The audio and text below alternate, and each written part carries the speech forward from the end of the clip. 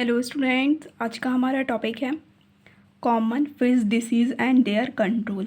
यह MSc zoology के third semester के बुक पेपर 4 का इम्पॉर्टेंट टॉपिक है। तो वीडियो पर लास्ट तक बने रहिएगा। तो हम इसका आंसर देखते हैं। भारतवर्ष में मछलियों का पालन हमेशा से लागू होता आ रहा है। समय के साथ वैज्ञानिक पद्धतियों के माध्यम से एकदम से ही मछलियों का पालन प्रचलित हुआ है, जैसे बायोफ्लॉप के माध्यम से मछलियों का पालन, या फिर बड़े बड़े रिजर्वायर्स में केजेस के माध्यम से मछलियों का पालन, या फिर मछलियों को दुगनी करने के लिए रंगहीन मछलियों का पालन। परंतु इन सभी पद्धतियों में जो एक समस्या बनी हुई है वो है मछलियों में होने वाली विभिन्न प्रकार की बीमारियां, जिसमें हम फर्स्ट देखेंगे मछलियों का परजीवी संक्रमण। इसमें फर्स्ट है अर्गुलस मछली का जुआ। अर्गुलस को हम मछली का जुआ भी कहते हैं। इस संक्रमण की अवस्था में मछली के शरीर के ऊपर भूरे चपटेदार संरचना के रूप में परजीवी को देख सकते हैं, जो सूक्ष्मदर्शी में देखने पर अच्छी तरह से दिखाई पड़ता है। सेकेंड है लर्निया एंकर वर्म लर्निएसिस। यह परजीवी एंकर के माध्यम से फिश के शरीर से उनसे पोषक प्राप्त करता है, उनकी वृद्धि दर को रोकता है। एंकर के कारण ही इसे एंकर वर्म के नाम से जाना जाता है। नेक्स्ट है डैक्टिलोगेरस गिलकृमि डैक्टिलोगेरोसिस। एकल परजीवी मछली के गलफड़ों को संक्रमित करता है, इसके कारण इसे गिलकृमि कहा जाता है। यह भी मछलियों की वृद्धि दर को कम करता है।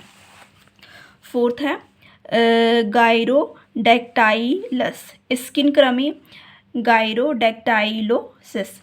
गायरोडैक्टाइलस भी एक परजीवी है जो कि सामान्यतः मछली की त्वचा या स्किन को संक्रमित करता है, जिसे सूक्ष्मदर्शी से देखने पर परजीवी अच्छी तरह से दिखाई देता है।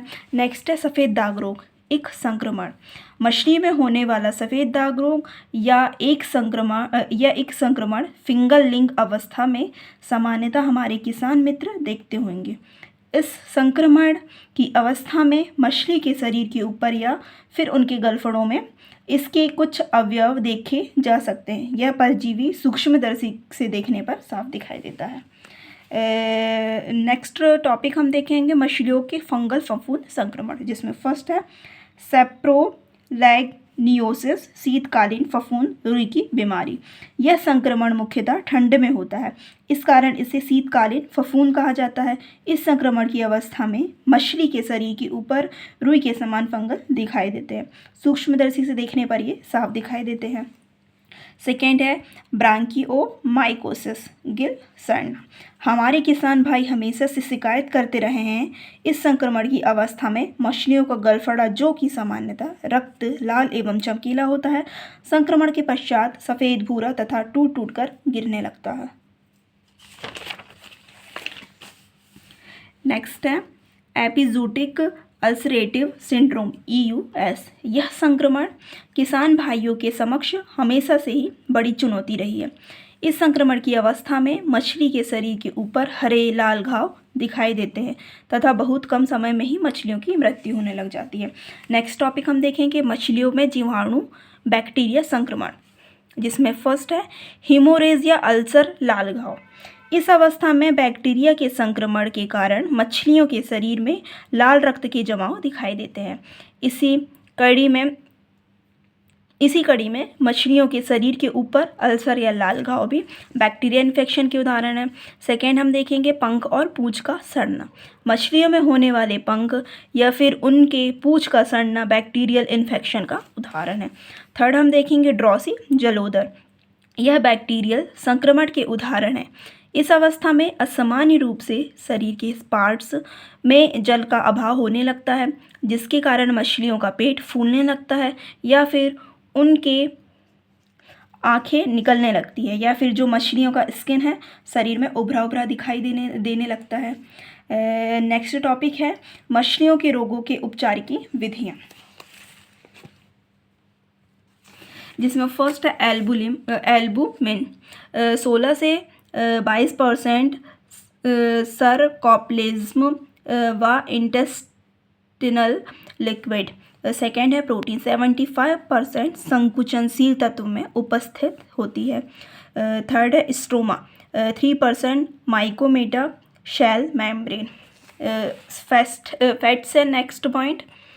वसा की उपस्थिति के आधार पर मछलियों को तेलीय या फैट्स 8% से अधिक वसा की मात्रा, औसत वसा सभी ऊतकों में वसा बटा रहता है एवं कुछ में यह एक्स्ट्रा रेडिनरी मात्रा में रहता है जो सामान्यतः कोशीय क्रियाओं के लिए आवश्यक होता है। नेक्स्ट टॉपिक हम देखेंगे ऑयल ऑफ फिश।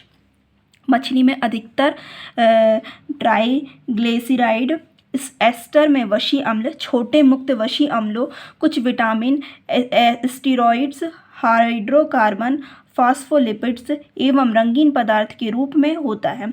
समुद्री एवं ताजे पानी की मछलियों में तेल विभिन्न वशी अम्लों की संबंधित मात्रा अनुसार होता है। समुद्री मछलियों में बहुत अधिक मात्रा में अम्ल पाए जाते हैं। नेक्स्ट है मिनरल्स। इसकी मात्रा मछली का मांस से 1 से 2% होती है। बुल्क फिश को बोन्स में सांद्र रहता है। कुछ तत्व बोरोन, फ्लोरीन, बोरमीन, इथियम, स्ट्रोनेशियम एटसेट्रा की सांद्रता में मैरीन फिश की तुलना में फ्रेश वाटर फिश भी पाए जाते हैं। मरकरी उच्च मात्रा में उपस्थित रहता है जब मछली जल से बाहरी तरफ होती है। नेक्स्ट है विटामिन। मछली में विटामिन ए, बी व डी सभी आवश्यक विटामिन जो हमारे भोजन में होते हैं ये सभी फिश में होते हैं।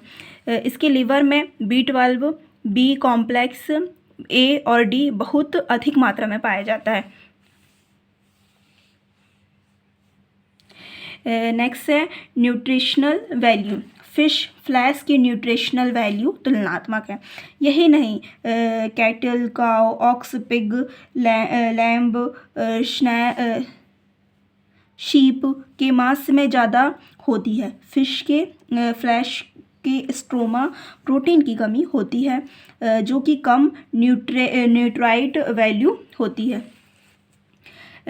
नेक्स्ट टॉपिक है nutritional value of fish product. Preserved और प्रोसेस्ड फिश की न्यूट्रिटिव वैल्यू रॉ फिश की अपेक्षा कम होती है। ये प्रोसेसिंग की स्टेज के दौरान न्यूट्रिटिव वैल्यू के लॉस के कारण होती है। इसमें कुछ मेन चेंजेस निम्न हैं, जिसमें फर्स्ट है एक्सुडेशन। फ्रीजिंग और डेफ्रोस्टिंग के दौरान अनफॉर्जिंग फिशेस में पाया जाने वाला ड्रिप इंक्रीज्ड हो जाता है। ड्रिप एक फ्रेश लिक्विड होता है, इसमें 4% प्रोटीन होता है। सेकेंड है कुकिंग। 60 सेल्सियस पर होने वाली कुकिंग वेट में होने वाले लॉस का एक कारण होता है जो लिक्विड के एग्जीक्यूशन के दौरान होता है। अगर आपको ये वीडियो पसंद आए तो प्लीज़ वीडियो को लाइक करें, शेयर करें और अगर आप मेरे चैनल पर नए हैं तो प्लीज़ चैनल को सब्सक्राइब करें। इसी तरह की वीडियोस आपको आगे भी देखने को मिलेंगी। Thank you.